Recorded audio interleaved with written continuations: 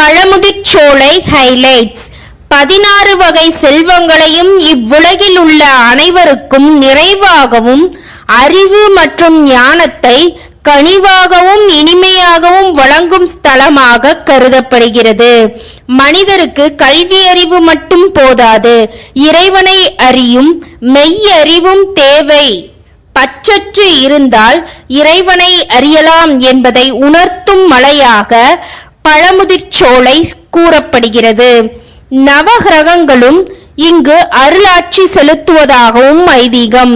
மரத்தின் வேரில் இருந்து தீர்த்தம் வழிந்து முருகன் பாதத்தை தொட்டு செல்வதாக கூறப்படுகிறது.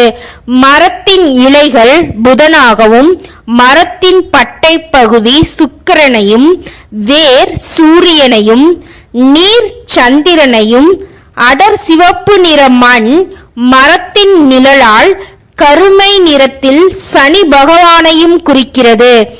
இங்கு செவ்வாய்க்கு அதிபதியான முருகன் வீற்றிருக்கிறார். செவ்வாய் தோஷம் உள்ளவர்கள் இம்முருகப்பெருமானை வணங்கினால் நன்மை என்று சொல்லப்படுகிறது. அறுவை சிகிச்சை வெற்றியடையவும், இரத்த நாளங்களில் ஏற்படும் அடைப்பை சரி செய்யும் சிகிச்சை வெற்றியடையவும் இம்முருகப்பெருமானை வணங்குகள்.